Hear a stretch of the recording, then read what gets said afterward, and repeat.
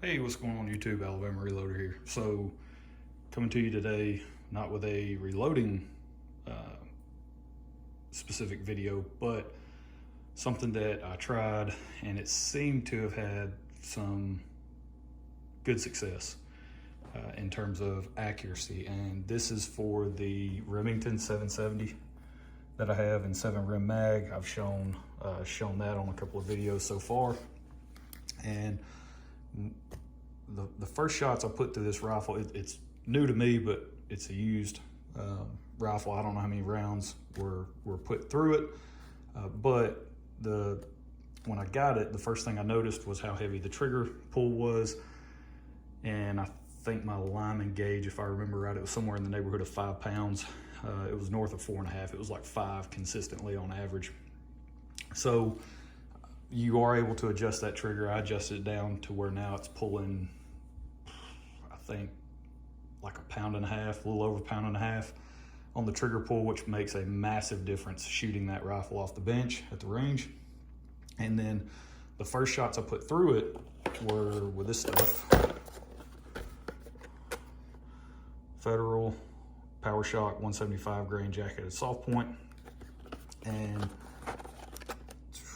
box velocity at the muzzle is showing 2860, and on that first box that I shot, the 5 that I grabbed velocity on, our average is 2846, real close to the box velocity. And what I noticed with that rifle also is the fact that it does not have a free floated barrel. It does not come from the factory with a free floated barrel.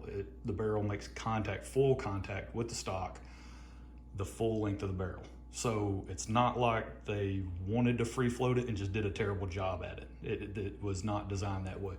It makes solid contact on both sides all the way down the barrel. So what I wanted to do after making that trigger adjustment, which made shooting it much more pleasant at the bench, so did that, came back. I had this stuff. You guys have seen this before. Don't pay attention to all this stuff right here is garbage. It's from something else, but this was the 8-shot group that I shot that day. 1.906 inches, so just under 2 inches. And I even said that in the video out on the range footage when we walked up to it and took a look at it. I said it was probably about a 2-inch group, 1.906.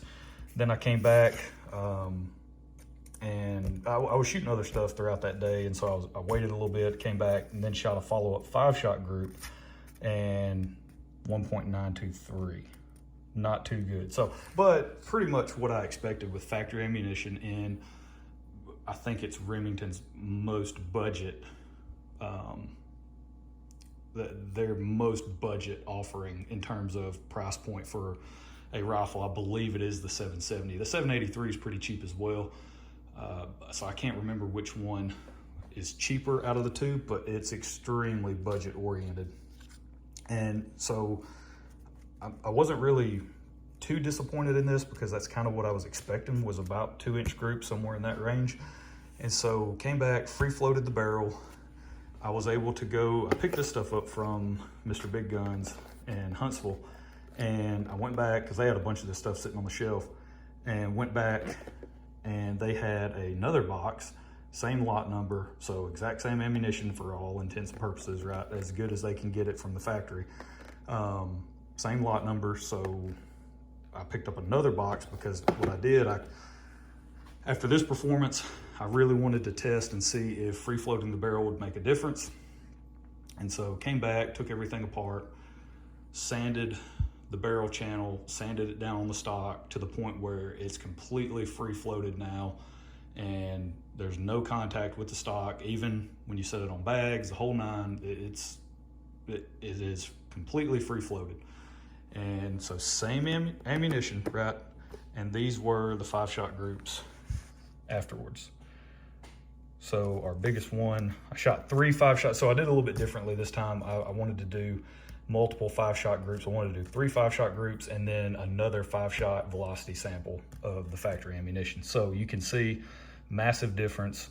Our biggest out of the 3 was 1.014. And then so I actually shot this group first, the .897, shot that one first. Then I shot the 1.014, that was second. Then the third group was the one in the middle, the .989. So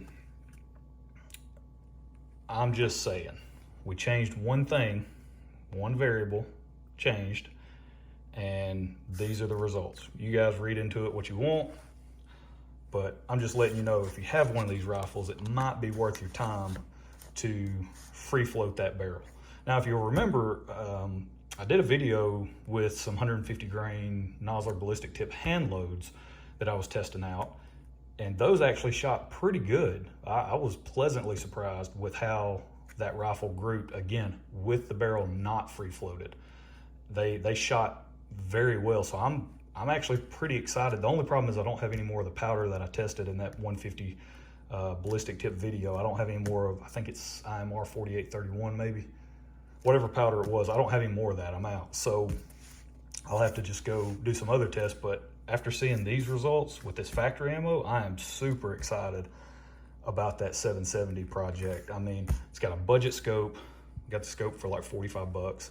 It's just cheap all the way around. And for it to shoot factory ammunition this well after it shot it pretty poorly, right, last time, this is very encouraging and very exciting. So I think that's it.